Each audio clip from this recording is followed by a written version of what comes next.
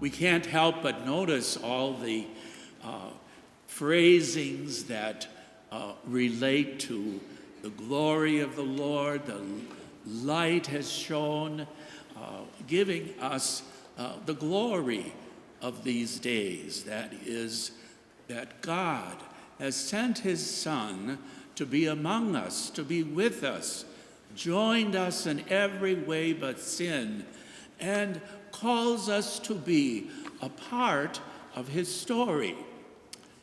And so the liturgy really goes from a very special place where it is talk of glory into eventually, the Magi have to go home. And we have to go home. And so I'd like to kind of speak about the Magi as well as your patronal feast, which is St. Elizabeth and Seton, to kind of help us to understand a little bit today. So I have this short paragraph. It's a summary of Elizabeth Ann Seton's life, so we kind of have that in our mind as I'm speaking. Elizabeth Ann Seton was born in 1774 in New York. So this is 2 years before our country was started, 1776. She is remembered for becoming the first saint in the newly independent United States. After her husband died, she converted to Catholicism in 1805 after seeing the rich Catholic traditions. Her husband's death left her without money and with 5 children. She handled her grief by serving the church, especially in Maryland, where she lived. She opened then the first American parish school, the first American Catholic orphanage, and founded the Sisters of Charity, the first American religious community. So we can see her influence in life was not just to sit down and enjoy this gift that God gave her to understand God better through Jesus and the people around her, but rather to bring that good news to other people. Well, we don't know exactly how the Magi presented, their journey when they got back. I'm sure they talked about Herod because they were up to what he was about to do. After all, from Jerusalem to Bethlehem is only 5 miles, and he didn't have time to accompany them. But they went back, and I'm sure that they had a very positive experience because they were people who looked into the writings of the time. This sign of the star was one of them, and they set out. They came. They were appreciative of that experience. They went home. And in Elizabeth's life, we have a wonderful woman who had, many difficulties in life. She started out on a very high note, if you want to say.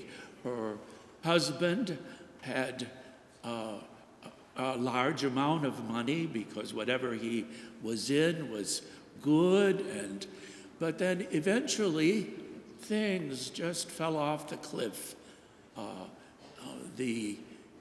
Whatever factory or whatever he was doing, that just fell down. And as he lived for some time then, but he had tuberculosis. And so he died from that. And so Elizabeth Ann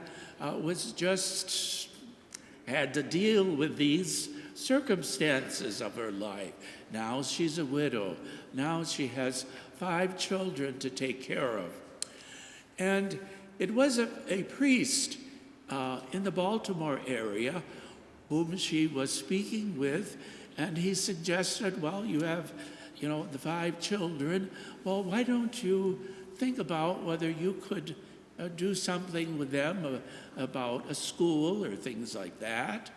And so the schools started out, as we know them today, the Catholic school system, so to speak. And she also was aware of all the orphaned young people around that time. And so by the time 20 years later, when she passed away, there were around 20 schools and orphanages that were built through her influence and her presence about what life should be. And looking ahead into the future, this was also the beginning for many ways in which the immigrants who were coming from Europe especially, these immigrants, they didn't have much when they came here, but what she started was kind of a bedrock way of dealing with them and helping them to find a job, to do something good with their family, or if they're simply by themselves. I think it's around 1850 to 60 when my relatives came from Germany, and eventually they went to Detroit, and then eventually they found out, there's some nice farming land north of Lansing, Michigan. So I have a little town called Fowler, and it's pretty much German. There's another town in the area, it's called Westphalia. It's after a town in Germany.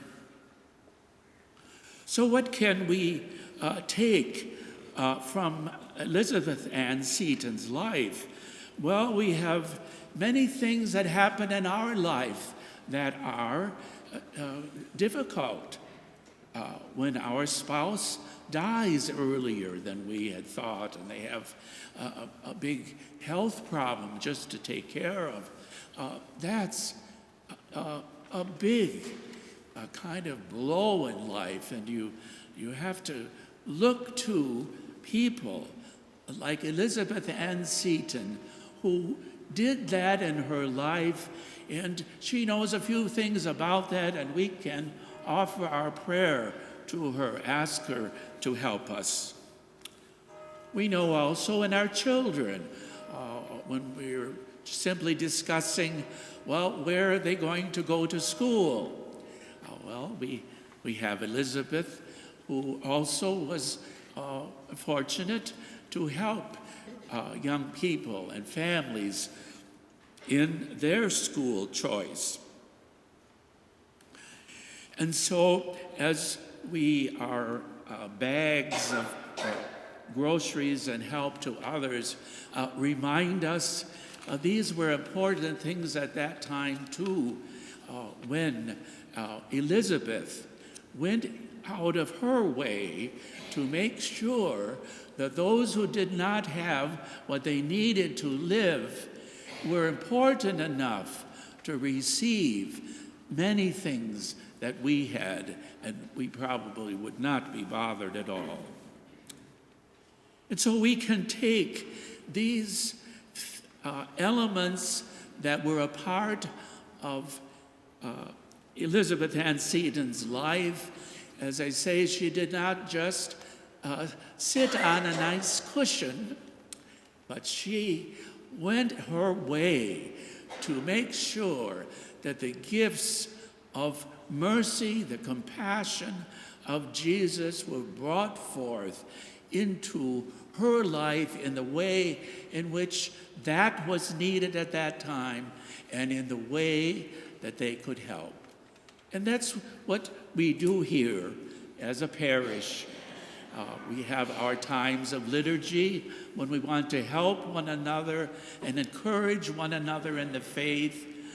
We have the times when we celebrate the Lord's life and we are nourished by the life of Jesus.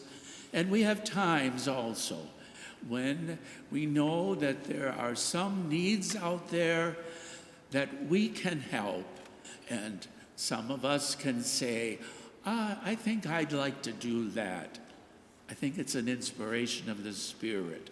So let us all be open again to the Spirit of the Lord, who brought Jesus to Bethlehem, to Nazareth, to help Jesus grow up as we too grow up in our faith through our lives and through our connection with our parish feast, especially here, St. Elizabeth and Seton.